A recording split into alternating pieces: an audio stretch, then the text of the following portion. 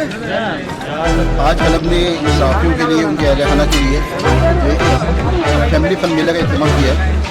Club हर साल करता है, लेकिन लास्ट ईयर कोरोना था तो ये प्रोग्राम हो नहीं पाया था। तो 2 साल के वक्त के बाद ये प्रोग्राम हो रहा है। तमाम मेम्बरान के लिए, उनके अहल खाना के लिए है। हमने इसमें मल्टीपल एक्टिविटीज रखी है। 12 घंटे का प्रोग्राम ही है। दोपहर 12 बजे शुरू हुआ है, रात 12 बजे तक है। इसमें बच्चों के लिए कपल शो भी है, मैजिक शो भी है, मिनी जू भी है। इसमें बच्चों के लिए रेसेस भी हैं, स्पोर्ट्स की एक्टिविटीज भी है, वॉकिंग के मुकाबले हैं। और शाम में फिर एक इंटरटेनमेंट प्रोग्राम है। तो एक फुल टाइम 12 घंटे का नॉन स्टॉप मस्ती प्रोग्राम है। यानी हम चाहते हैं कि साहबी जो फैमिली को टाइम नहीं देते, वो आज में क्लब आए, अपने बच्चों को लेकर आए, एंजॉय करेंगे। Thank you.